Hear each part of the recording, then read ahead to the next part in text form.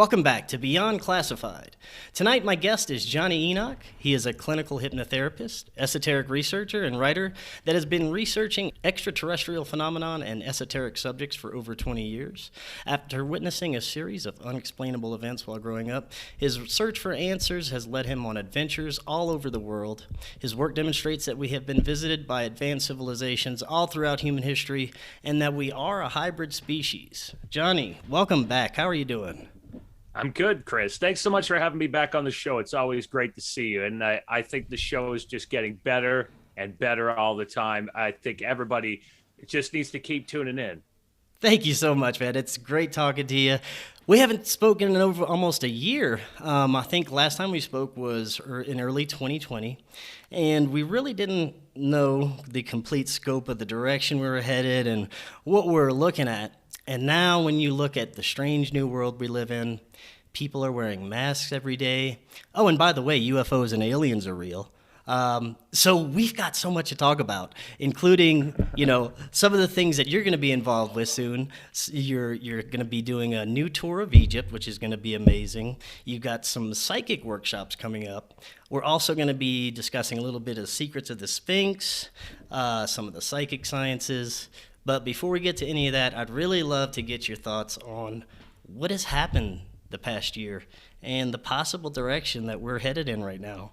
Because it's like if you were in a coma the past year and you woke up now, it's a completely different world. It's very strange. Yeah, the one thing we have to remember is that we're here for a reason. We're here to grow and evolve. And everything that's happening before our eyes right now, it's speeding us up. It's speeding our evolution up. You remember the show I came on with you, and I told you what you're going to see is you're going to see immunity passports. You remember I told you that? Yeah, you told us everything we're going to see. And eventually you're going to see different variants and different mutations that this will roll out in a particular way. That how it's going to happen is that slowly and surely we're going to have a new technologically enhanced society. But the thing that we got to remember is that a lot of what gets directed to us here in forms of solutions and everything else comes from about 3,000 light years away from here. So that might be hard for some people out there to wrap their heads around. But, we've been going through cycles on this planet for a very long time, and we're at a certain key point right now in our evolution that is happening to us, not only from a consciousness perspective, from a technological perspective, but from our own awareness. So where we're going, not only in space, not only in our mind and our being, and this includes starting to unravel these greatest questions that we've always wondered about: are we alone in the universe? And which is something that you just brought up, Chris. You said, aliens are real. We're being told that now. Right. And that's something. Absolutely. We're going to be finding out a lot more of that in the next few years. But at the same time, we're going to be finding out about who we are, where we come from, our ancient civilizations, and what that really means. So again, this decade, I'm just going to say again what I said last time that I was here with you, is that over this decade, there are going to be a lot of things that will be shocking. There are going to be a lot of incredible, amazing, beautiful things that will happen. Not only breakthroughs on your ability to clone certain body parts and to be able to have certain organ replacements very, very quickly and back up certain data in that respect, but we're going to change. Our genomic aspects of us are going to change. How we operate, where we're going with things is going to change in a drastic and dramatic way. Now, I know this is kind of like a taboo subject nowadays. People are definitely polarized and divided on the whole vaccine thing. But I'd like to get your thoughts. Do you think this is part of the whole evolutionary process that we're going to be going through? Is it part of a larger plan? Like you said, this civilization 1,000 light years away, is this part of that? Well, I want to say, I got to be very careful how I talk here, because as far as where we're going, I don't want to put out anything that's fear-based. Right. I do want to say that there are some very interesting things that you can do with immunizations. As far as immunizations go, I would suggest people look at the 4 parts of DNA or even RNA. So DNA is deoxyribonucleic acid, RNA is ribonucleic acid, and they work together. When you look at DNA, how they work with transferring sort of amino acids and information and going back and forth with these instructions, is that there's these 4 parts to them. and the 4 parts are called nitrogenous bases. Okay. Like when you look at them, this is like binary code. I won't go into it in depth right now, but it's like 1001. So you could say that you could have like a programming language there. So one of the things you're going to see is that over this decade, you're going to find that, as we discussed before with this idea of immunity passports, is that you're going to have certain immunological and biological privileges.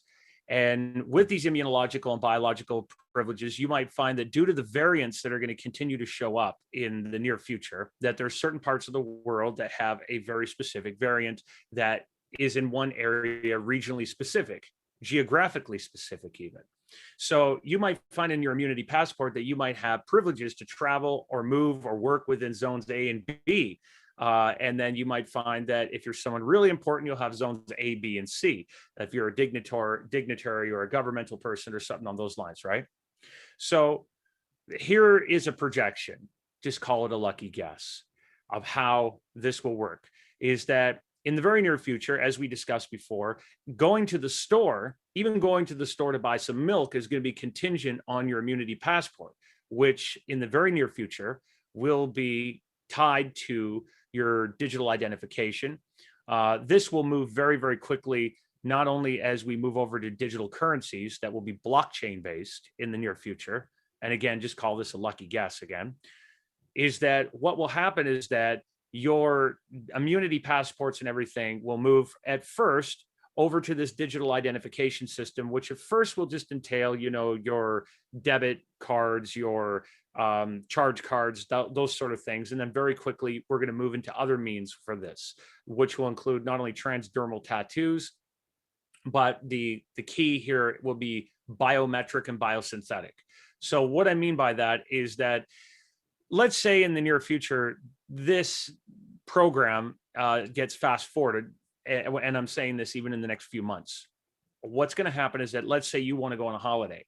You're going to be tired of all of these quarantines and subject to restrictions. So you're going to want to have your certain immunizations and the things that you'll need. And so in order to travel, it'll be much like they have over at Heathrow in the airport. I don't know if you've ever flown into London, but when you fly into London, it's basically biometrics. Everything now that you do is biometrics. So it's all biometric and biosynthetic is where we're going. So when you walk through, it's going to identify you by your biometrics, by your facial features and structures. And you just walk through and it's like, welcome, Chris, welcome in. And it just automatically knows your current particular status. Now, you might ask yourself, what is the key purpose for this? Well, in order to figure this out, we can only hypothesize, we can only theorize why this is being done. So if we want to put ourselves in the shoes, let's say we put ourselves in the shoes of the gardeners of humanity. Okay. So the gardeners of humanity, they see that, they look down at the earth and they say, these humans down here, they are in the beginning stages of moving up in what we call the Kardashev scale to a more developed and a more advanced civilization. So as they start to move to a more advanced civilization, we see there's problems on Earth with these humans. They're very aggressive towards each other. They have a population problem. There's environmental problems. There's this going on, right? So if you look at the entire human race right now and all around the world, you could say that maybe there have been very interesting programs in place to map out the entire genome of humanity. So how many people do you know, Chris, that have submitted their DNA results, let's say, to 23andMe and those type of sites? A few people, yeah, a few. So it's fair to say that we have a fairly good idea if there's any sort of genetic markers and traits that are in this sort of area. So I don't know if you've ever heard of something called CRISPR-Cas9. Have you ever heard of that? I've heard of CRISPR technology, but the second part I've never heard of.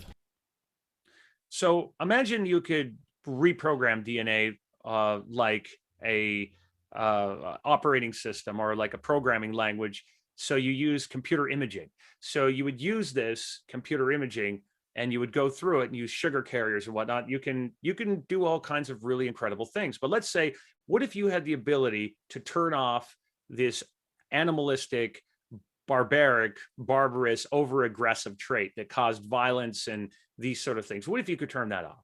What if, let's say, in the next few years, and no, please don't misquote me here, but let's say in the next few years, I'm just hypothesizing here. I'm not saying this is what's going on.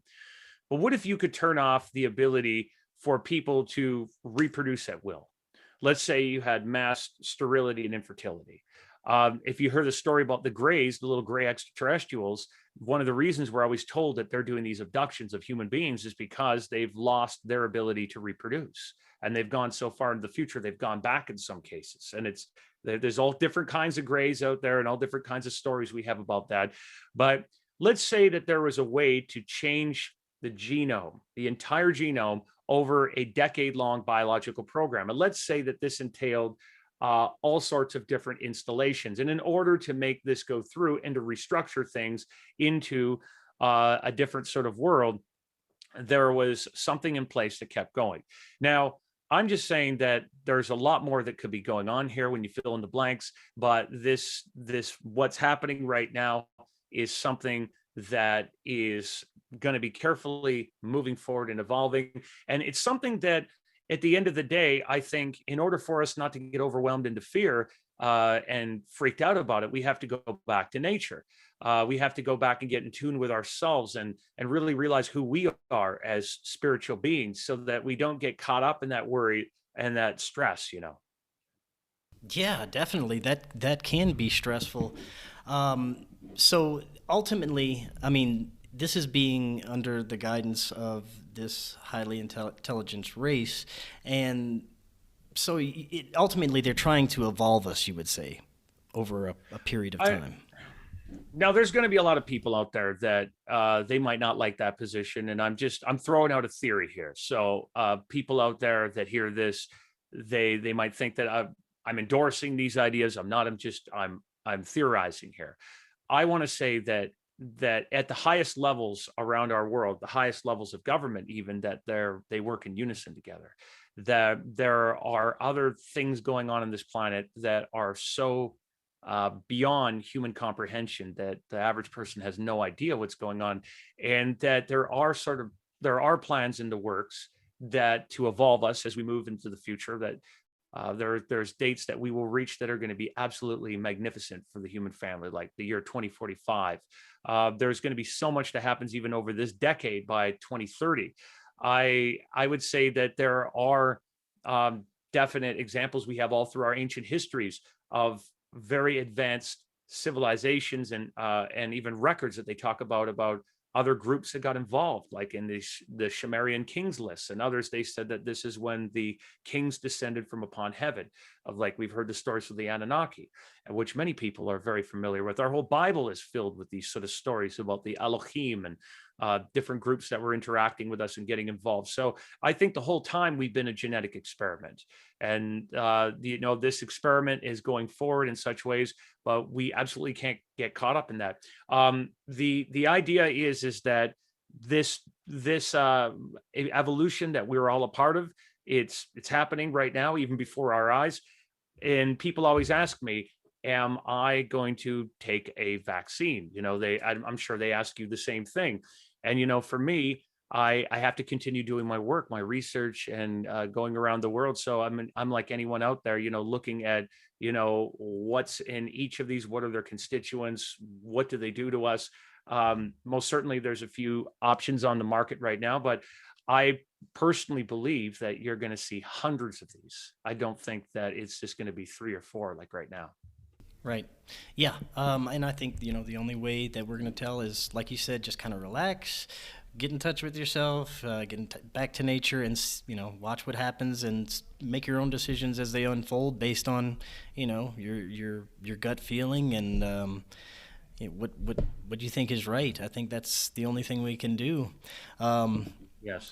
Another thing I want to touch before we get into your tour of Egypt that I want to talk about is what we touched on earlier, how they're talking about UFOs in the mainstream media, how the government says, oh yeah, they've existed. We had the Israeli space commander come out and talk about the Galactic Federation recently.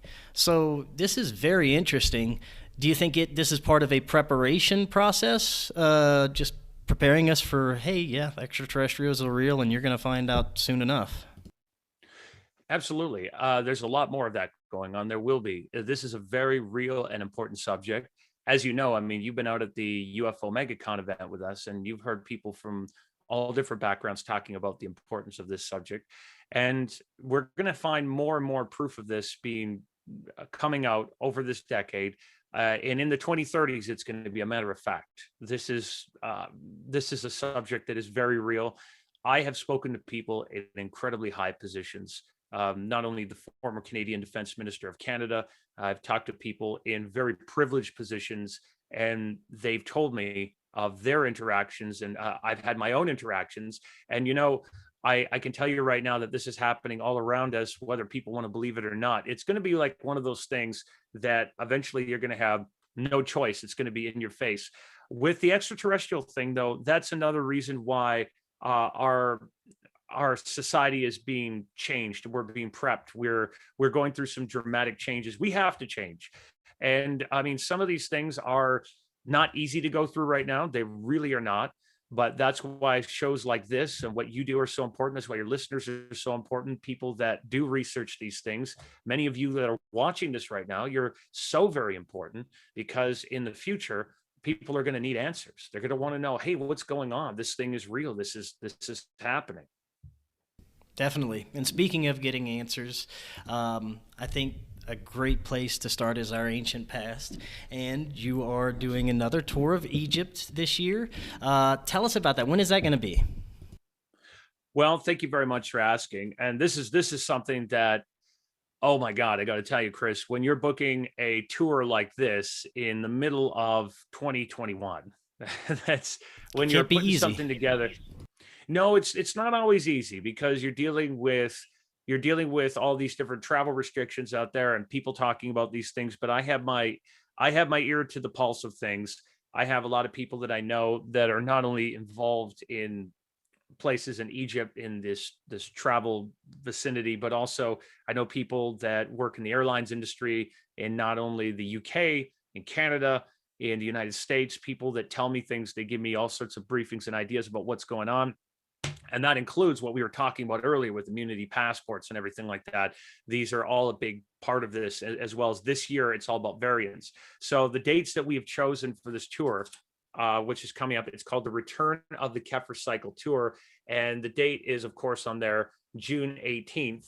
We have June 18th through July 2nd. And on there, of course, we have Mohammed Ibrahim, who I know you're very well acquainted with. Yes. We have Jay Widener, who most certainly is absolutely legendary when it comes to talking about these matters and esoteric symbolism, the Great Cross of Hendai, really going in deep into these areas. And we have so many amazing lectures and talks planned for this. We have myself and S. Lotus, who's joining us, and she specializes in not only archaeology, ancient mysteries, ancient civilizations, and just looking at this from so many different areas, including archaeolinguistics. But with this also, we're very excited on this tour. We have some special speakers that are going to be joining us on this ancient exploration that includes Paul Elder. Do you know who Paul Elder is? Yes, I've seen a couple of his lectures.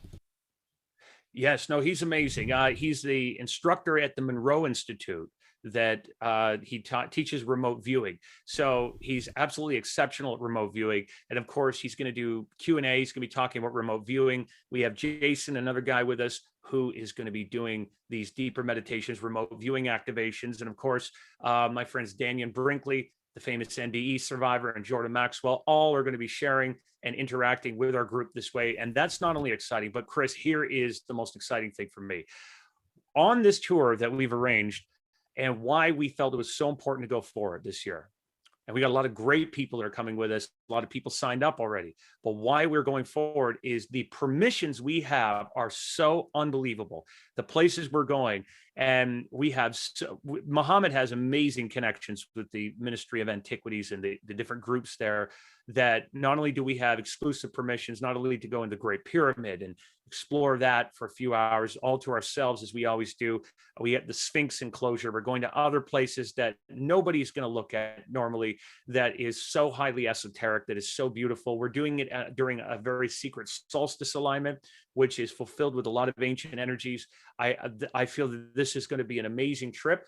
according to Air Canada, the people we talked to, Air Canada has a direct flight. Now, this is really important for ancient explorations for this next year or more. Direct flights are where it's at right now for these groups. So we have direct flights from not only New York City for American people that might be going, but also direct flights that come in from areas like Montreal and Canada. Now, why that is that if you're looking at the current situation for travel around the world, Egypt has been rated by CNN and all these other groups as the best post-pandemic place to travel to. They've been absolutely amazing by keeping this thing under control. The infrastructure, everything's been updated. They require a test to go in there, but when you come in there, you're good. You just have to have a test before you leave. Currently, they do not require a vax to go there. They just require a really good test, which is really good news. And they've restricted outside access from other places, which is great.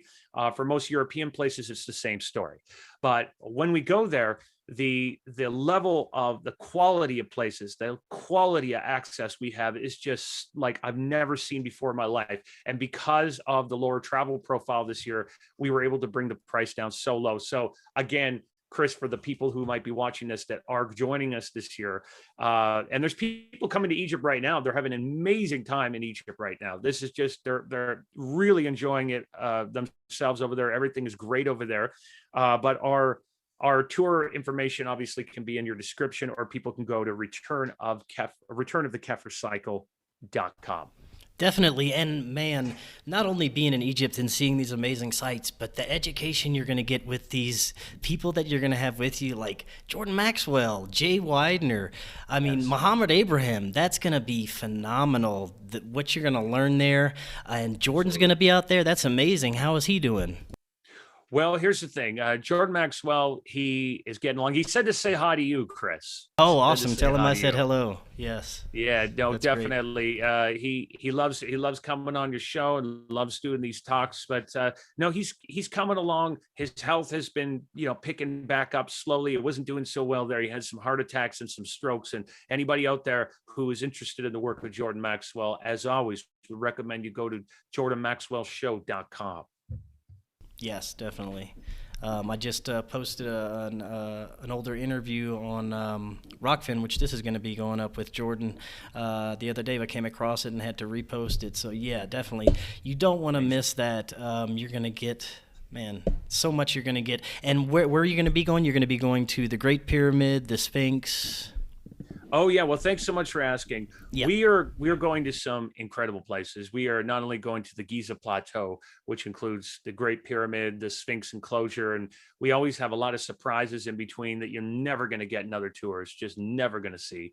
But we go to Saqqara, where you have the Bent Pyramid, the Red Pyramid, that's near the areas of Memphis. Of course, you know about this. I've talked about this before with you, that in the areas of Abu Sir, Abu Ghurab, near there where we used to call Memphis, there is a Stargate area that's in a very closed off place called Zayat El Arian. So we'll be talking about a lot of this stuff, but also in the areas we'll be heading over to Abydos and seeing those areas. We are trying really hard right now to get our access. So far, we got all green lights to go up to Sarabit al-Qadim, which is Mount Harob, the Moses Mountain, the mountain of secrets where the white gold was processed in the ancient world. This is where all the secrets of alchemy are at. Now, a lot of people haven't had access to that for a very long time. So the places we'll be going, and there's many, many more we'll be going to, like Dendara, Edfu Temple, all those sort of areas. The places we'll be going are going to be so life-changing, so powerful, so significant. And I believe this is the year to go. Right now is the time. And if you feel the calling, you got to do it. Definitely. Yes, I will have all the links for that in the description. Check that out. You won't want to miss it. Now, when we're talking about Egypt, I want to know a little bit about the Sphinx. Let's start with the nose. What happened to the Sphinx's nose?